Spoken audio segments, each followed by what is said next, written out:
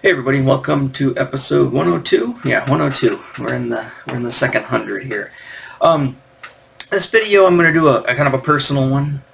So if anybody's from my hometown of Rochester, Michigan, you'll know and if you grew up there in the 80s, you'll pretty much know exactly what I'm talking about. Or grew up, or were older, or I guess grew up because I was a kid then, so I guess it would be kid to adulthood. Anyways, so I kind of just wanted to throw this out there just to mention a few things. I keep talking about the Columbia House. I keep talking about Camelot Records. I keep talking about Meadowbrook Mall, Winchester Mall. All these places I keep talking about. I keep talking about like that certain time period, this 82, 83 time period when it comes to music specifically. So I just dug up some pictures to kind of illustrate some of that stuff. I found both radios that we had. I found the Walkman and I found the jam box that we had. My mom called it a jam box. I think it was just called radio with cassette player. It was made by Panasonic. I thought it was made by RCA, but I found it and it was Panasonic. And I'm going to go over some of the records and stuff that we had and talk a little bit about Camelot music a little bit more in depth.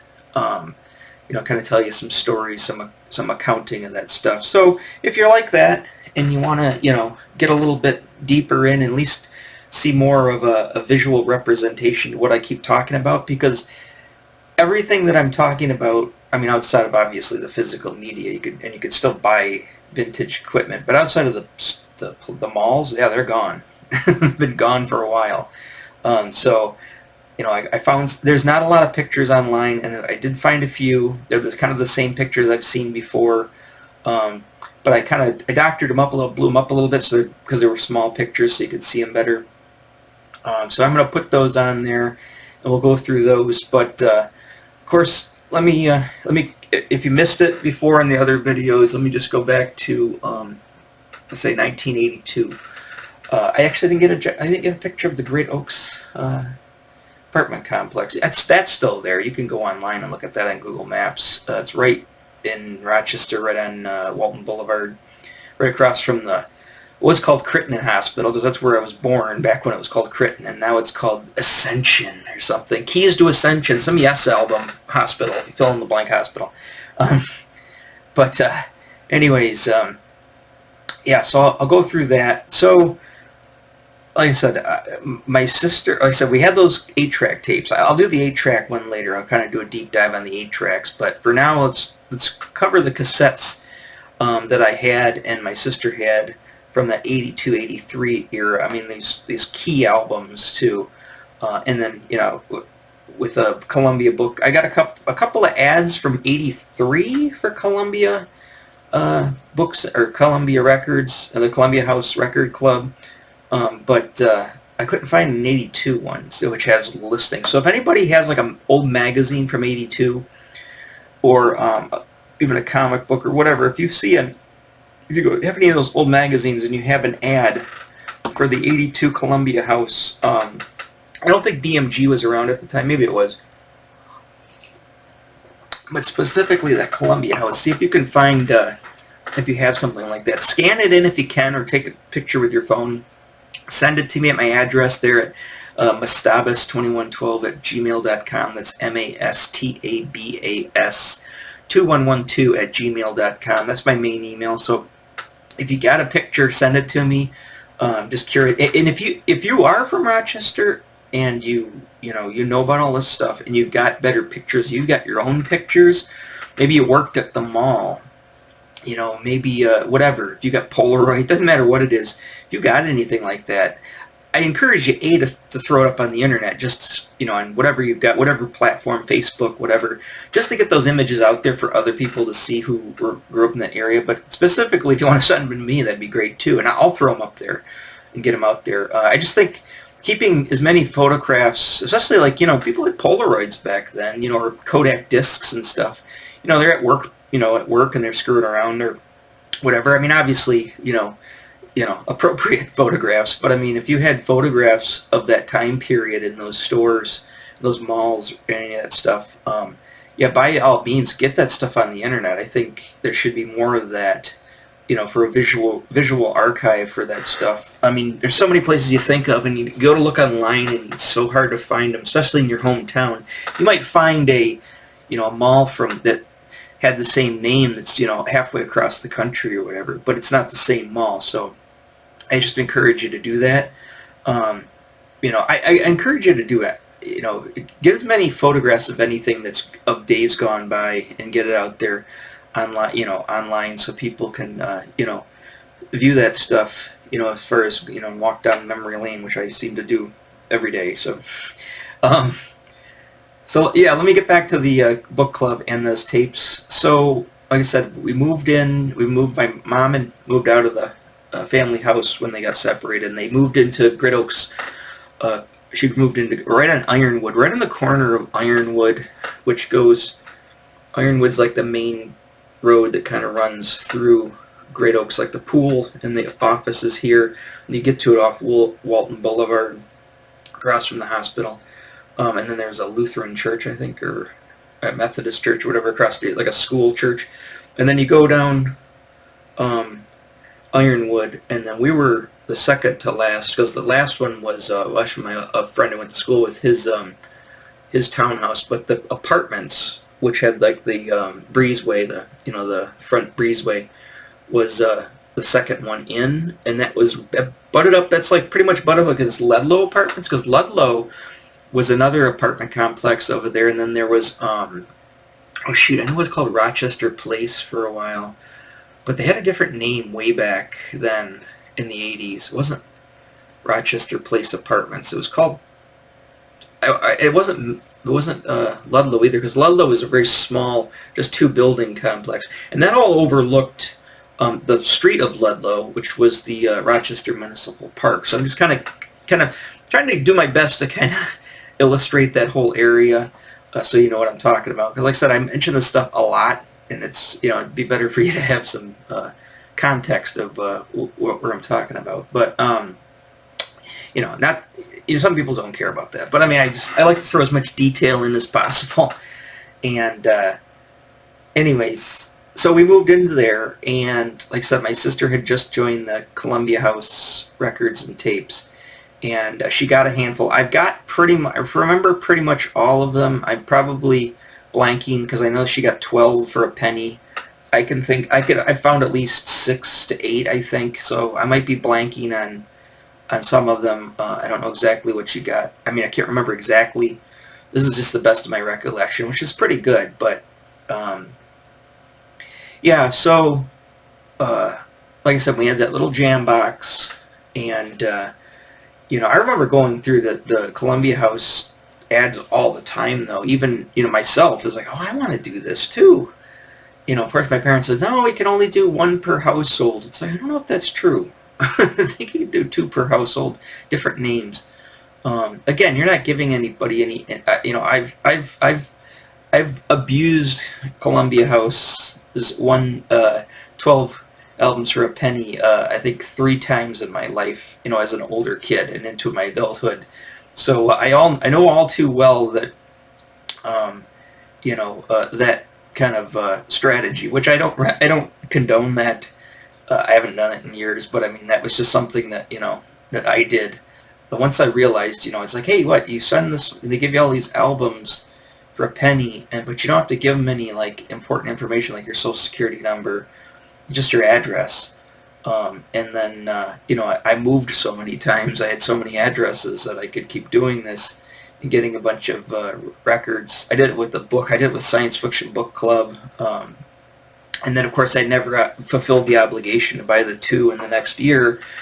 And then when I moved to it somewhere else, I just repeat the process. So that was my little scam I had going. Again, not condoning it, but I'm just saying that's what I had done in the past. So, yeah, like I said, I used to go through it all the time, and I'd go through and I'd look at all the little names that they'd show. And look at all the different albums and go, oh, I want that album. Oh, I want that album. Oh, I want that album. Who's that? I don't know who that is. I don't know who that is. So let me get into the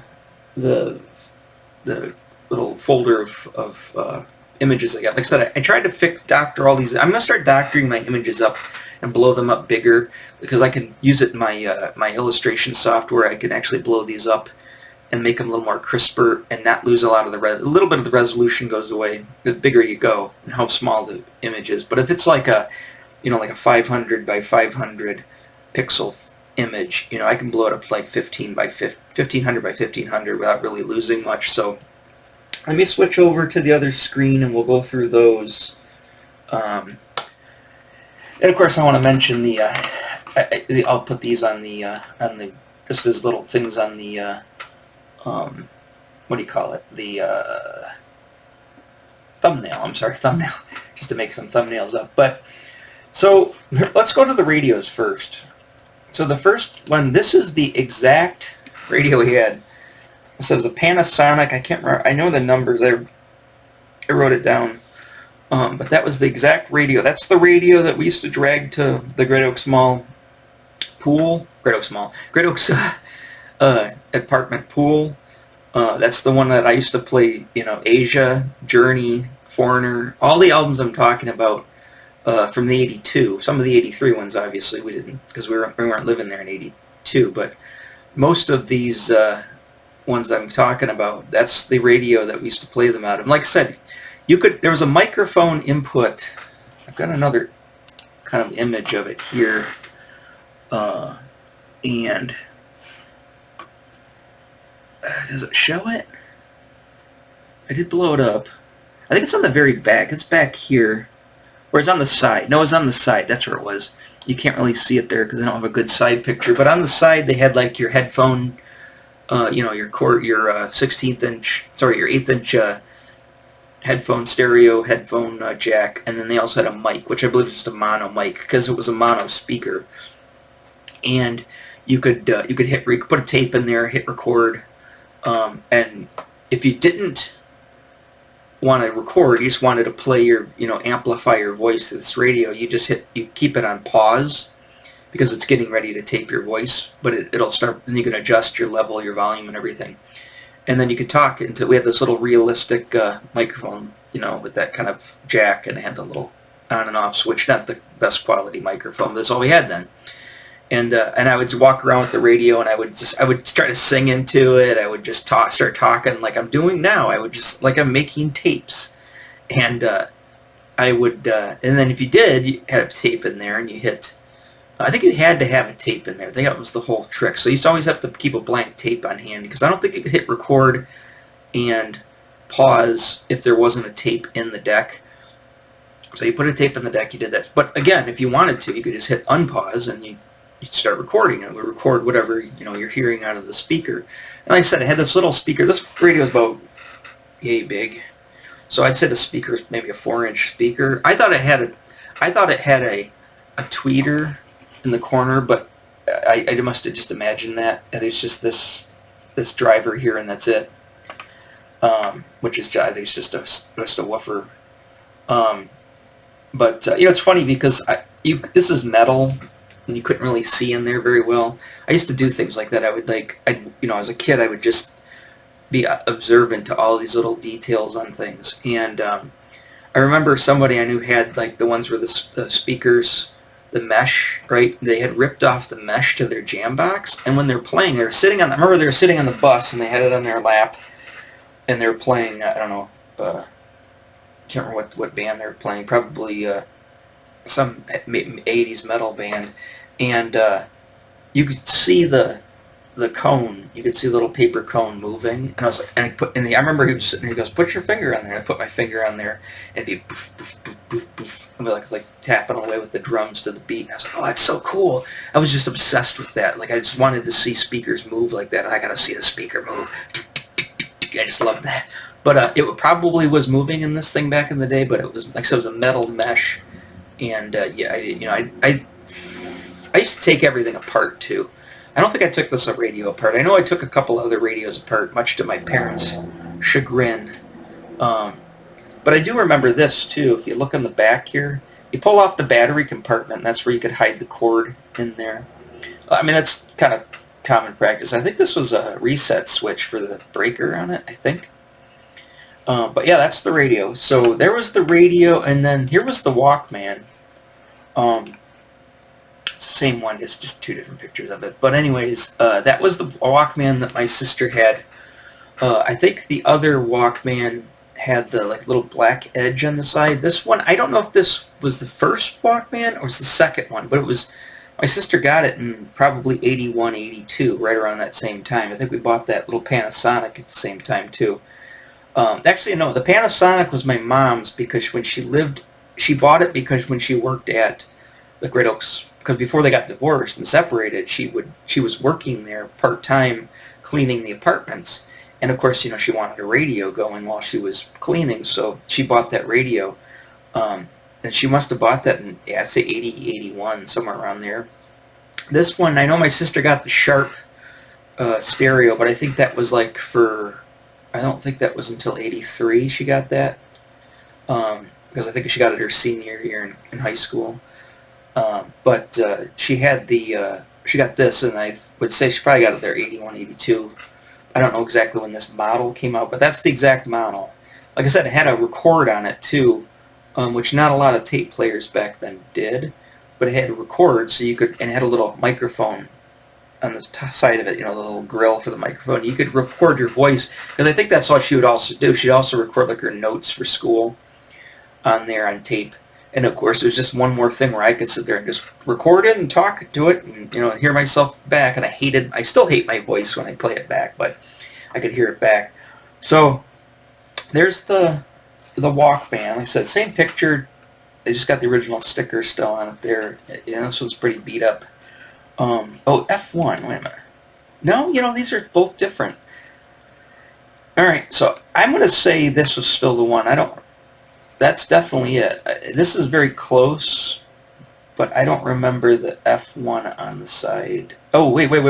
No, it said stereo too. I know, because here's the other thing, is she had a stereo on. A lot of cassette players, well, I think then they did, but as cassette players caught on, you didn't have a record function, you didn't have a rewind, you had to literally fast forward, flip it over, play it, nope, flip it back over. But this one had an actual rewind button too. It had all the bells and whistles.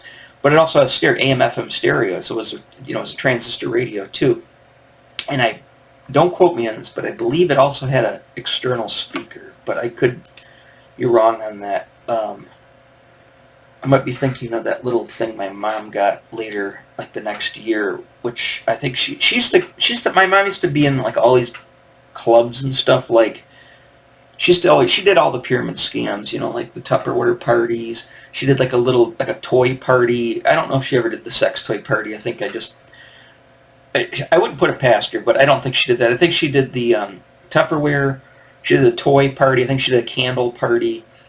And then she did like a thing where like they had things like clock radios and like gift, like just a gift party where you could get small, electronic gifts and stuff.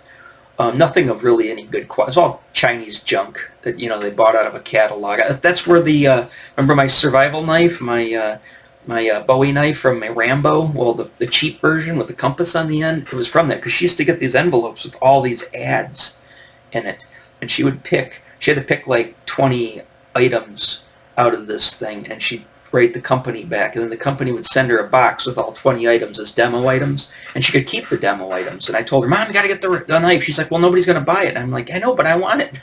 She's like, how about I just buy it and not be one of the things. But anyways, that's how she got that one, the other tape recorder thing that we had. Anyways, let's see what else we got going here. So now we're talking about Great Oaks. Let's start with Great Oaks. So here is Great Oaks Mall, and that's an old Nova there. This still could be the 80s, because my mom had a crappy Nova around that time. I had a little MG over there and a Bug. So this could be the 70s. This could be the 80s. It's pretty much interchangeable. But so if you going up the road past the Great Oaks apartment complex, like I said, there was a parking lot, little way you could sneak through the apartment complex. Well, you couldn't really sneak through. It's just there's a walkway and then a fence, and then you got to the side parking lot. So I'm pointing it over here like you know what I'm talking about. But that was the corner. So, all right. right, so you're coming, let's say, you're driving down the road out of town. You just passed the apartment complex. The hospital's on this side. You look to the right. That's what you'd see right there. Of course, it looks like the Jacobson sign's gone. That or this is the 70s and Jacobson's wasn't there. I'm not 100% certain. But this was a cool little mall. It had one level, although Jacobson's had two levels. So this was the department store side, which you could walk in. Most people walked in through the Jacobson's department store. But then when you got out of Jacobson's, it was like a regular one-story mall and darkly lit. And they had this crazy, I wanted pictures of this and I can't find this crazy like diner in the middle called the Carousel, which had all like these giant, like, they weren't giant, but they're all these like heads, like taxidermy, like a moose, a deer, an antelope, like on the outside of the building, because it looked like a carousel, and it was like these like faces, almost like remembering like a quintesson from Transformers the movie, but this crazy looking thing. It didn't turn, but they just called it the Carousel, and it was set up like a carousel. And you'd walk in, the kitchen was like in the middle of it, and like the eatery was on the outside, and you could look. It was like yay high. You could look over the little area. You're up about maybe 6 feet off the ground because you went upstairs, and you could look out at the mall. Really weird thing. This is the weird things that were in malls back then. But I just remember that. And then they had, of course, Walden Books was in there. The Toy Store. It wasn't like KB. It was just called The Toy Store. It was like a mom and pop place. But they had really good toys. Kind of expensive. They had a lot of Playmobil, a lot of rich kid toys. But they also had, there was a record store in there. It wasn't Camelot. I can't remember what the record store was in there. Records and tapes. And then they had a couple of various other, fill-in-the-blank mall stores from that time. But it was kind of a neat little, this was really, even when we moved downtown Rochester, I was only 2 blocks over from the apartment complex. So I could just walk up the street and walk right up. This is where I'd pass this every time I went to Kittyland. Remember I was talking about riding my bike to Kittyland all the time in Rochester Book Center? I would pass this mall. There's another picture of it. This one actually has, so if you look at that, that was the corner, and then here was the front more, and then of course there's another 70s car. But like I said, it could be the 80s or late 70s, early 80s, but that's when they put the, well actually, you know what's weird? Sorry. This is the front of the mall. That's the front of the mall. If you go down, it's like, it was on like a hill. If you went down into the back parking lot, that's the back parking lot. So if you look up at the front of this right here is facing out towards the street, the corner of this building. This is the back park. This is where you'd actually walk up if you were walking from the apartment complex. You'd walk to this back door. And I still think there was a mall entrance way over here, but most of the time you just went through Jacobson's. And so that was the back. This was the front. It was kind of cool. It had a weird kind of, this was if we went down the hill. As you can see, there's a hill there. If you went down the hill into the back, because that was the first story, and then, yes, and then when you got to the back parking lot, that was the bottom level. You think they would just level the land and not make it like, I don't know, it's weird. Weird how they made build malls back then, but that was a go-to. That was a quick, easy go-to mall if you're looking for something. Not always, but I mean, if I didn't find anything, if I didn't blow all my money at one of the other 2 stores up there, I would always hit there because it's like I can't go home without blowing all my money. So I gotta go in there and see if I can find something that I want. So back to the records. Sorry, I know I'm getting off course with the mall thing here. This is kind of the mall slash Columbia House dealio here. So let's go through some of the tapes that I had. First, let's look at this. So here is, I probably have to blow this up even more, although it's going to start losing focus. So this is clearly 83 because it's Journey Frontiers and it's Police. And of course, these are the, so you would write down the number. You would, I think the next page was black and white and it had like a little order form, and you would write down the number of all the tapes that you wanted for the big steal, the big 1-cent steal. Take any 11 albums for a penny. Then take a 12th one for, yeah, that's right. Yeah, they always do, you get 11, but then you get the 12th free. It's just like, isn't it just 12 for a penny? I don't understand what the psychology was behind that. You're getting more. I got to do it now. Whenever this magazine was, I mean, this. I love it. Even when they put stuff in the magazines like order now while supplies last. Well, I found this magazine from 3 years ago and I used the same order form and it still worked. I guess I didn't have to order too fast. But look at some of these albums though. We've got I got Spandex Ballet there. I can see there with their True album. Got the original soundtrack to Fame. They have the Flashdance soundtrack, Talking Heads. Speaking in Tongues. I'm trying to read these for you guys if you can't see them. Wild Heart with Stevie Nicks. Kilroy was here. Styx. So it's definitely 83. Let's see. Peter Nero. Frank Sinatra. Blah, blah, blah. Rush Signals. Asia. First Asia album. Chicago. Looks like Chicago 16 or 18. I'm not a huge well-known. Oh, there's the Go-Go. I should have. That was okay. Sorry, I forgot to get one in there. One of the albums my sister got when the 12 was.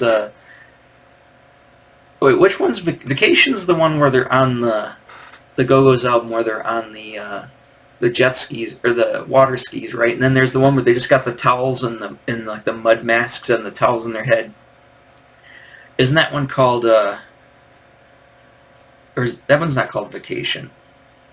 She had both of those albums, but I think she had the one where they're in the towels. That's the one she got through the club. I think she already had Vacation, or she got Vacation in 83 and she just bought it. Men at Work, Business as Usual, that was a big one. We didn't get that through them, but we ended up getting that, buying that. Like I said, the tapes that I kind of put together in this little thing aren't all of the exact tapes. Aren't all of the ones we had. They're the exact tapes we had, but they weren't all of them. We ended up getting more. And again, there was a few that, like the Go-Go's one that slipped my mind. Duran Duran, Rio, what else we got here? It's 83, but I don't think Yes 90125 had come out yet. Otherwise, it would be on there. America, Supertramp, which is a different Supertramp. We had Breakfast at America. I always call it Breakfast at Tiffany's. It's Breakfast in America. Willie Nelson. Wow, this is if I was to look at this specific list, Toto 4, okay, so it's got that, so that came out in 82. Eddie Murphy, I don't know if that's his stand-up or that's that album he had where my girl wants to party all the time. Potty all the time, that's what I used to always say as a kid. My girl wants to potty all the time. Is it Rush? Yeah, it's if you were to have to pick 12 off of this list, I'd be a little hard pressed to fill out the entire thing. I'd end up getting a lot of albums that I don't really want. Like, there's Foreigner Records, but they don't have Foreigner 4 on there. It's Billy Squier, which is the Emotion in Motion, which is the album that sunk his career the following year. It's not the one that we had, which was Don't Say No.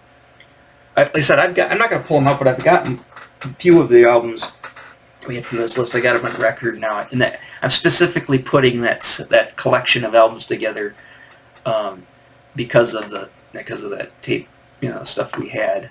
But yeah, so I'm gonna throw this up. You'll see this probably. I'll put this on the thumbnail here. Okay, so yeah, so we had the Asia album. Now, I had to find any tape. I tried to find the tape versions we had, and this was the one we had, but this was definitely not the case. Somebody has replaced this with the clear one. Those clear cases didn't start coming out until like mid-'80s, if not late 80s, because most of the tapes we had, like in 82, 83, 84, were either that like tan, I don't know if I got any on there, like that ugly tan plastic part with the clear section, or they were just black with the clear section. Most of them were black with the clear section, but those all clear ones didn't start coming out until, because I used to always equate the all clear cassette case with blank tapes. If you want like a Memorex tape or a TDK, it would have an all clear. And I think a lot of times I liked the all clear because I didn't like the ugly cases. Now I'm the other way around. I like the old vintage cases. But what I would do is I would use the blank cassette tapes, and I would I'd pull all the guts out of my album, and I would stick it into to the blank cassette because it had the all clear. And of course, you know, you could just see the tape on the other side. It wasn't those ones that was all the way wrapped around. But we had, this was the Asia one we had. Like I said, Columbia House, I think, had their own. But I can't say that's all of, I mean, it's weird because that's the Foreigner 4 one looks like the Columbia House, where they literally just took the record album cover and just slapped the square image onto a, you know, into a rectangle. But some of them had that. And again, most of the ones that you bought in the store, you're not on a book club, would have the full thing like this. But although we did get this through Records and Tapes, and I remember specifically the freeze frame had the album, because, you know, that's how I was looking at the, you could read them on the back too, but it was easy to read the programs, which were the first, you know, side A's, Program 1 and Program 2. But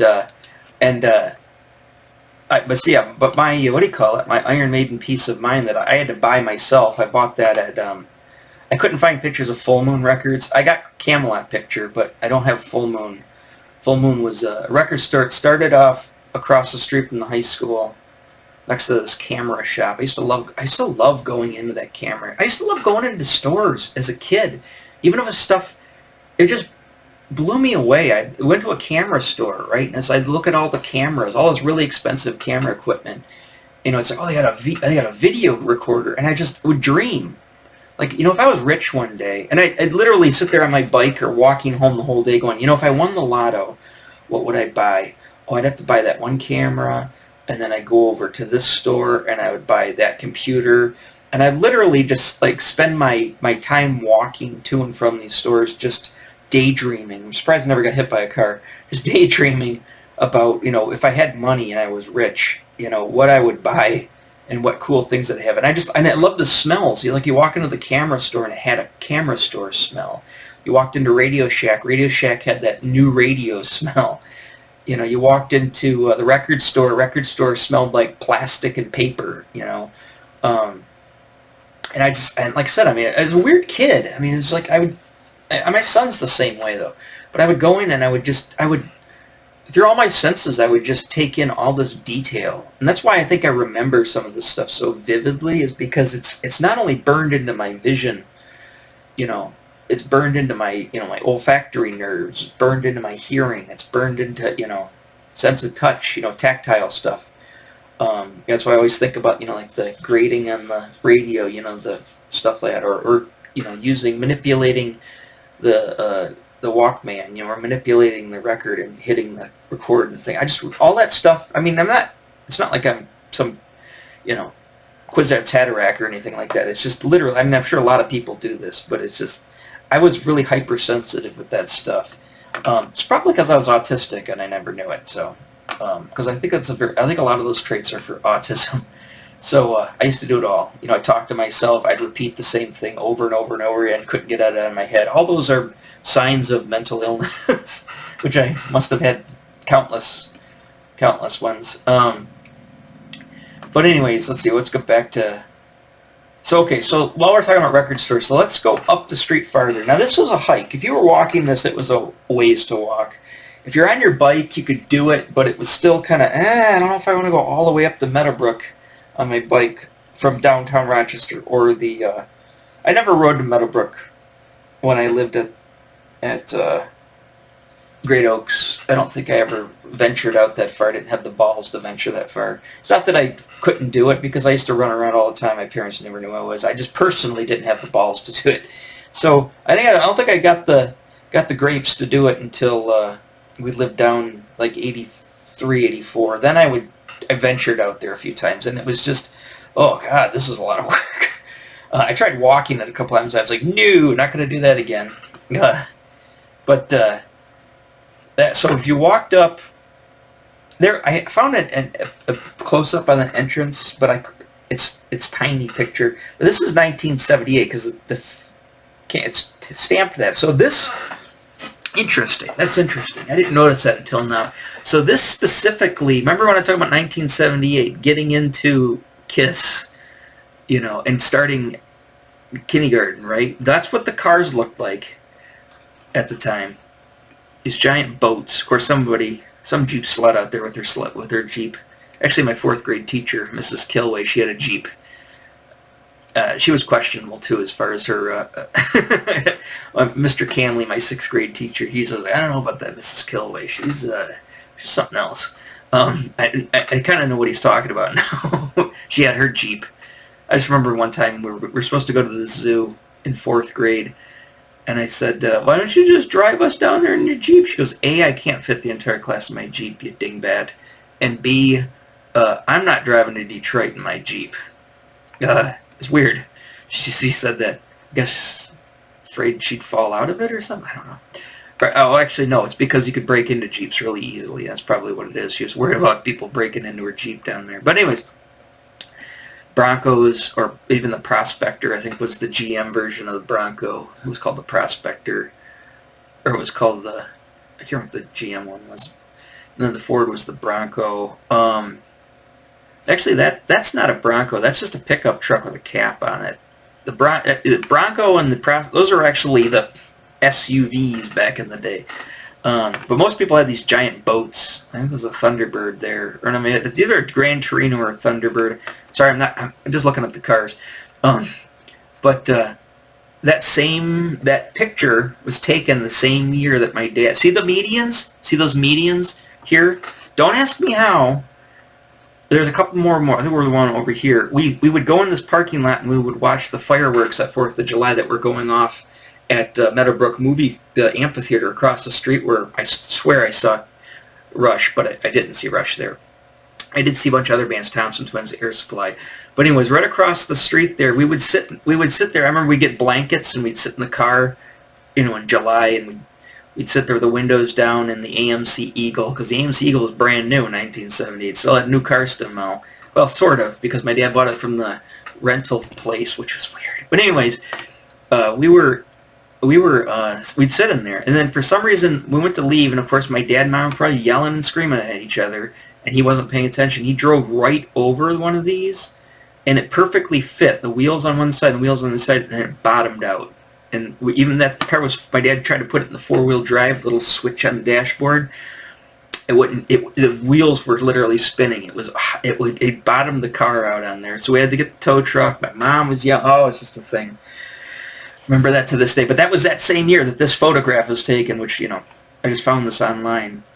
But yeah, you go into Meadowbrook. Wow, I really go off on tangents. You go into Meadowbrook. And Meadowbrook is I don't have there are some interior mall photographs of Meadowbrook. Meadowbrook is a weird mall. It was weirder than... All the malls were weird back then. They're just weird. Who thought of this? I know at the very end, I don't know if it's at this time, but yeah, it should be at this time. Frank's Nursery and Crafts was down here on the one end. And down here was the Oceana Inn, my favorite Chinese food restaurant. We get my almond boneless chicken there. And my egg rolls, my wonton soup. Oh, go for that right now. Anyways, that was the Oceana Inn right over here. But you could get to the Oceana on the inside. If you walked in, went down the one hallway, and they had this giant, like Chinese gate that you had to walk through. It was like, oh, you're walking through the gate, and now you're in China. That's what I used to think as a kid. But anyways, we walked down there, and of course down there was Camelot music. And I just loved... The one thing about Camelot music was cool because it said Camelot, and it had this cool, what do you call it? This knight horse thing, on like a chess piece. And I thought that was so badass as a kid. I was like, oh, I love the Camelot symbol. But that's not our Camelot, but that looks an awful lot like it. We had the same. Everything's the same. Right next door was KB Toy Store. Everything's the same sign. That thing was there. That might be from Meadowbrook Mall. It could be, possibly. I'm looking really close here. I think that arm right there is from the Cars album, Heartbeat City, I think. So that kind of tells you when this picture is taken, because that girl her skirt and dress doesn't really look 70s. It looks more 80s. But yeah, you'd go in there. They eventually started having videotapes on here, but before they had videotapes, they had, that's where you could get all the video games, like all the Atari games and the ColecoVision, because so when ColecoVision came out, like I said, we went in there. Imagine me and my dad and my sister all standing here at this register, because the register is in the exact same spot. Looked just like this. And this guy with, like, you know, Duran Duran or some kind of, like, actually, you know what he looked like? He kind of looked like the guy in Ghostbusters. The one's like, I didn't know you were going to give me electric shocks. You can keep the $5. That guy, he reminds me of that guy. But anyways, and I remember him, he was really, really arrogant, too. And my dad just hated this kid. I think he even said, I hate this kid. Anyways, and he's like, oh, well, and I had broke my left wrist, so I had a cast at the time. And my dad's like, you think you can play with that with cast on? Why don't we just wait till your cast comes off, and then we'll get the ColecoVision? No, I want to know. He's like, oh, maybe. And then the guy's like, oh, well, he can still use his index fingers. And blah, blah, blah, blah. And then he goes, well, how much you guys selling that one for? And he's like, this one's $279. My dad's like, I mean, this is 1983. My dad's like, what? I don't know, it's too expensive. And then, anyways, my sister, my dad, this was, okay, my sister walked next door to the toy store, because my dad was supposed to be buying this for Christmas, and I wasn't supposed to see. Now I remember. And I went next door, and I asked the people, they also had the ColecoVision at KB Toy Store, and it was $150. Now I remember, I walked back, and I catch my dad standing there talking to him. That's when I overhear him talking about the thing, and then he asked me about, you know, if, you know, I could use it with my fingers. No, I think it was birthday 83, because it was summer. Yeah, it was summer. It wasn't Christmas, it was birthday 83. And my sister's birthday is a week after mine, so it's kind of like a dual birthday gift. But anyways, so we're standing there, and the guy's like, 207. My dad's like, oh, that's expensive. And I'm like, they can get it for $150 next door. The guy just gives me this look like, it literally is just, I can imagine, I can see the look on his face. It's just this big Duran Duran haired, jowly, poofy looking, arrogant freaking kid. Probably lives in Christian Hills, which was right around, there was the rich people subdivision right around the block from there. It's just, you know, it's an arrogant look in the face. Just looks at me like, and my dad's like, well, guess that answers that question. We're going next door.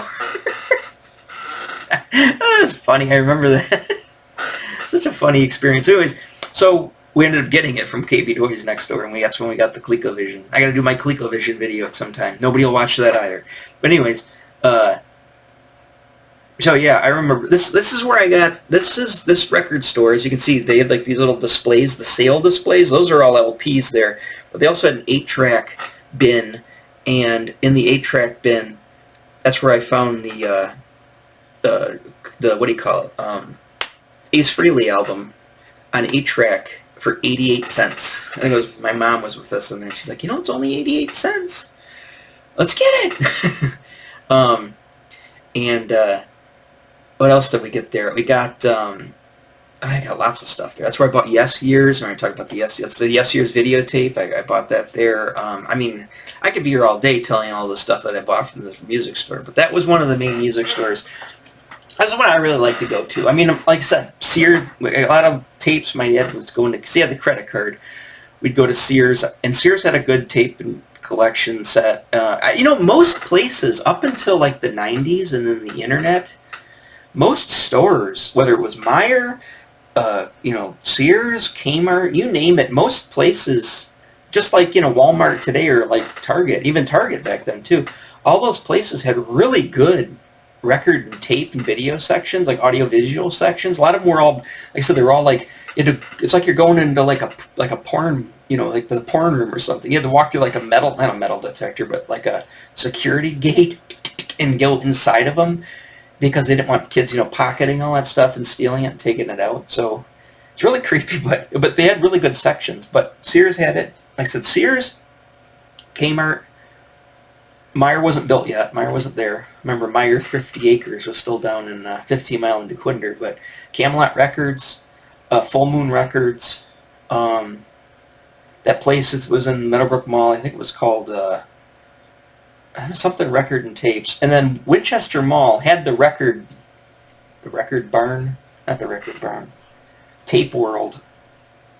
But before Tape World, they had another record store there. I can't remember what that was called. I don't think it was another Camelot. It might have been. No, Camelot was always the Meadowbrook Mall store. Or some other one there.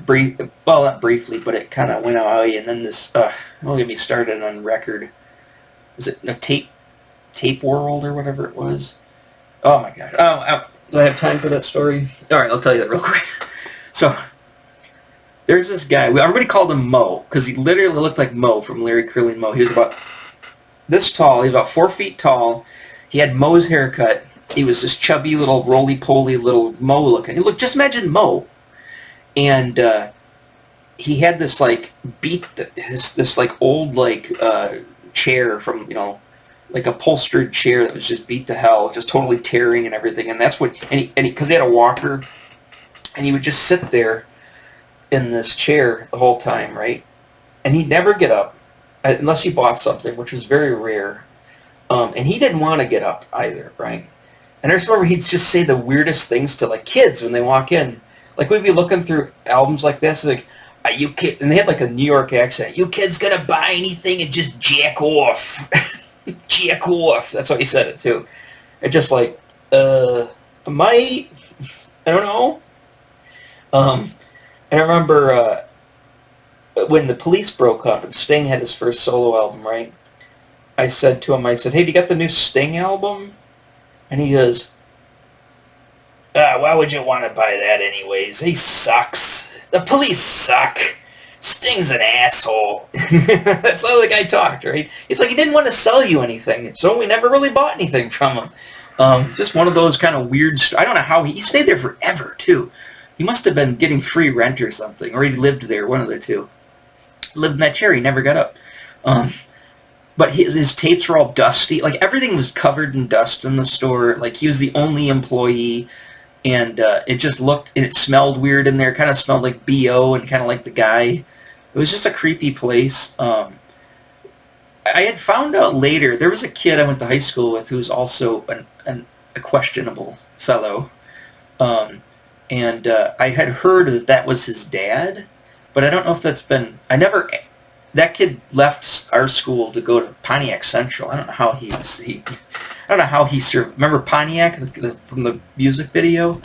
Or from the Kiss song, the kid from Pontiac, right? This kid went to Pontiac Central. There was two Pontiac high schools. There was Central and Northern. I don't think there wasn't a Southern. Northern. Northern was okay. It was close enough to North Pontiac Hillbillies, which became Auburn Hills. But Pontiac Central, that was like right in Central, right in downtown Pontiac, and it was a rough school, to say the least. I'm not going to go where I'm going with this, but I'm just saying it was a very rough school, and this kid, who also had the same skin color that I had, also, I couldn't imagine, and he was just picked on, like, relentlessly at our school. I couldn't imagine either that, or it was just everybody left him alone there because he's the only white kid. But I mean, I could just imagine how his I think he went there junior and senior year, what his time was there at Pontiac Central. And that was a school you didn't want to... I mean, my dad was like, this is back even like the 50s. He's like, yeah, you don't want Pontiac Central. But anyways, yeah, so I think that was his dad. And it would totally make sense too. But I never got to see the kid again after that to actually ask him if that story was true. Because I know they were divorced. They were divorced. They also lived in the trailer park too. And I know he lived with his mom was a piece of work. No teeth. Looked like a meth head. His mom, I know he lived with his mom and like his aunt or something in the trailer in the Rochester Estates trailer park. But his dad lived somewhere else, and they're obviously divorced. And that would make sense that guy lives in that record tape guy lived in Pontiac, and then he ended up switching to go live with his dad the last 2 years, and ended up going to that school. It just makes perfect sense. But sorry I went on that diatribe there, but I just felt like telling that story. Yeah, so that store. Anyways, let's go back to where we at. So where we at? He had Supertramp, Breakfast at Tiffany's, Breakfast in America. I really didn't... I wasn't a huge fan. I always thought the album was kind of cool, and I never even realized that she had I always thought she was holding... As a kid, when I saw it on... Because my dad had an 8-track, too. I always thought that the dish she was holding had the building on the dish. And just one day I was just looking at the album. It might even been on a cassette. And not the bigger picture on the 8-track. But no, I was looking at the tiny picture on the cassette. And I'm like, oh, there's a glass of orange juice in her on that plate. I always thought that the building was on that plate. I mean, I know that's what they're going for with this motif here. But I just thought that was weird. And I guess it's supposed to be like future New York. I don't know. It looks like a future city or whatever. But anyway, I wasn't a huge fan of this. I mean, I like Take the Long Way Home. Let's see, what is it? What's on this? Logical Song, which isn't that the Take the Long Way Home? Or Take a Look at My Girlfriend. That's Logical Song. She's the only one I got. That's Logical Song. Goodbye Stranger. Breakfast in America, the title track. Take the Long Way Home. That's the other song I remember. I'll take the long way home. Yeah. When I hear that, though, I think of that time, though, just that, whenever I hear that, whatever we're using for that instrument. I couldn't tell you anything else on there. So I wasn't a big fan of this album. Obviously, you guys know, I made a whole video. I love Asia. I love that album. This is again, I just found this. This is probably not the one. This is probably the 70s, most likely, because I don't... No, it could be the 80s. Well, I don't know. These are either... They're not videotapes. This is vocal. Yeah, these are... I don't think they're... I think those are 8-tracks. To see what I'm talking about? 8-tracks used to come like with these like paper things, which were really weird. And then cassettes came with those for a while too, until the cassettes shrank down. Obviously, all the stuff is for theft deterrent, but and probably so you could easily see the albums, so you could merchandise them a little better. But there's some suitcase record players. But yeah, those are maybe some of those are 8-track players too. Those are 8-tracks. Those aren't. But that orange carpet is and that plaid is sure a dead giveaway for the 70s, which held over into the 80s for the most part, early 80s. But then they started redesigning their stuff. Most stores did. But look at all those freaking records. Those are all brand freaking new original pressing records. Isn't that insane? And some, bands, classic albums. Like I can see Hair of the Dog right there. That's Nazareth, Hair of the Dog. I can see that. Sorry, I'm all crouched in here like, looking at the picture. By the way, did I not make it big? Oh, I didn't make this one big. I guess I can blow it up like that. Okay, let's look real quick. Simon & Garfunkel Greatest Hits, that's an easy one. I think that's The Pretenders. That's definitely Hair of the Dog by Nazareth. God, it's so blurry. I wish it was better than this. I could see more. Alright, obviously some of these ones are easier to see on these displays, but here's my other challenge. If you can see any albums in here, and don't just make them up. If you can legitimately see an album in here and kind of give me an idea of where I'm looking, and see if you can recognize any of these album covers. Like I said, this is probably, well, Hair of the Dog is definitely the 70s. I don't know what year the Pretenders album came out. That had been out for a while. Oh, that's Styx. Okay, wait, no. This is the 80s. Because that's, what the hell's the name of the album? That's the Styx album. We had that. I keep seeing the record stores and I never buy, or record collections and never buy it. But that's the Styx album with Babe on it. Babe, I'm leaving. My heart is in your hand. Anyways, that's the 80s. Okay, this is the 80s. So they still had the orangey porangey in the 80s. That's interesting. That's like 82. I want to say 80, right around the time I'm talking about. 82, 81, 82. Like I said, I'm still pretty sure those are 8-tracks. I don't think those are cassettes. Those look like 8-tracks. Again, they could be cassettes, but... oh God, I wish I could see some of these, more of these albums. Alright, I'm not going to spend all year looking at these, but just interesting. So that was the inside of a Camelot Records at one point. So, and they're all kind of like, a Wonderland record, or Wonderland Music that was at the Lakeside Mall. A lot of the record stores, they all kind of had this. They're just basically a tube store with, you know, with their product on either side, with some displays and stuff in the middle. All right, so where are we back? Oh, I did find this. This you can read a little bit better. They got Culture Club, Footloose soundtrack. There's Synchronicity, Van Halen, Cyndi Lauper. That's Lionel. I see Lionel over there. Lionel Richie. Donald Fagen. Let's see, Tom Jones. Journey Frontiers. That's 83 then. Billy Joel, Neil Diamond. Man, a lot of... They're just giving away crap. Rumors. At least you get Rumors. Original Broadway cast of Cats. Really, is Cats that old? I always thought Cats was like from the late 80s. Barry Manilow's greatest hits. I think it's the Linda Ronstadt, Willie Nelson. Charles Daniels Band. A decade of hits, so you know darn well you know what's on there. Devil Went Down to Georgia, which we did see at Meadowbrook Amphitheater, across from the street from the mall. All right, sorry. All right, I'm winding down on this one. So yeah, I love that. I got it on record. I love this album. Granted, the second album's terrible, but this album is awesome. I love that "Lonely as a Night" guitar riff. I made my son learn it so he could teach me. I love that opening guitar riff to that.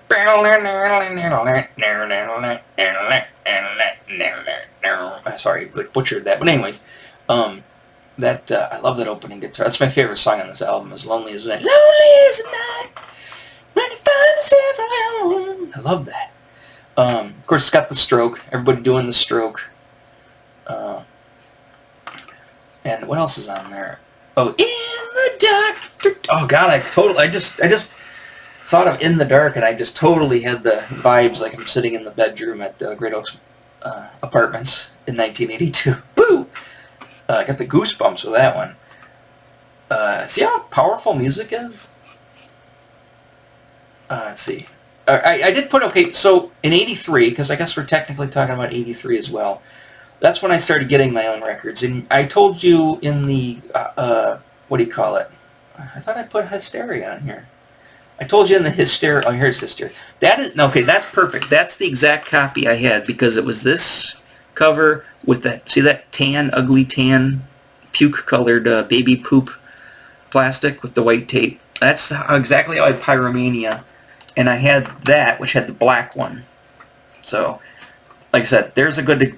That's what I ended up getting first, but still loved the album. And then Dad had to take me back to get the Mental Health album. So, there's the Mental Health album. And then, of course, remember, I wasn't cool enough to like Motley Crue, according to Kim Zinzer, but I got this at Full Moon Records. I think I got this with some birthday money right about my birthday, right when I got out of 5th grade. I ended up getting, I had the t-shirt before I had the album, just because I liked the t-shirt.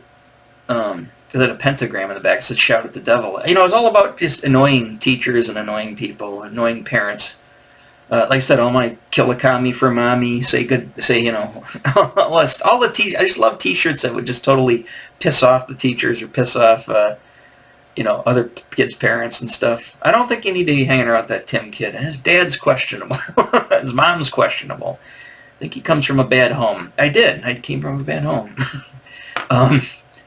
But Motley Crue, yeah, I had the Shout at the Devil album. So those 3 albums, and then of course, also, now, I'm trying to think. I'm pretty darn sure I got it at Full Moon Records. That was the version I had, which I took it had that was the cassette jacket. And then but it had the black. It didn't have the tan. I don't remember the giant. I don't think mine had the giant barcode. I think it just said "Peace of Mind." I want to say I got it at Full Moon Records because that's the cool. Camelot was cool, but Full Moon Records was really cool. And when they moved downtown, they got even cooler. But and then there's Music Junk. That was Full Moon Records. Anyways, Full Moon. I'm pretty sure I got it at Full Moon Records, but I could have gotten it at Kmart. I could have gotten it at Camelot. But I did get that in 83 too. Like I said, that I saw that video on MTV, that Flight of the Icarus. I was like, Dad, I gotta have that album. I didn't even know what the album... Oh, actually, no, I did know what the album is because MTV would say that the band, the song title, and then would say the album, and then the year, and then the like EMI or whatever, Arista or Atlantic, it would tell you the record for some reason. little credit bar that would be on the bottom of MTV videos. Okay, I did find this one too. Let me go into this. There's a couple of these, but they're all kind of the same. This was Winchester Mall. This does not exist anymore. Right next to Kmart, which also does not exist anymore, at the top of the hill in Rochester, which is on the corner of Rochester Road and Avon.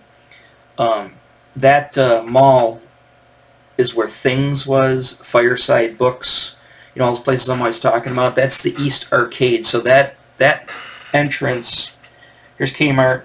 You walk down from Kmart, you pass this really creepy furniture store, which I never knew how to actually get into the furniture store. I just saw the displays. I always wanted to live in the display. Like, you'd walk by and see like this nice little like darkly lit room with a nice like purple or like dark blue velvet chair with velvet or blue plush carpeting and like a little stand and a little fireplace, like in this little like display.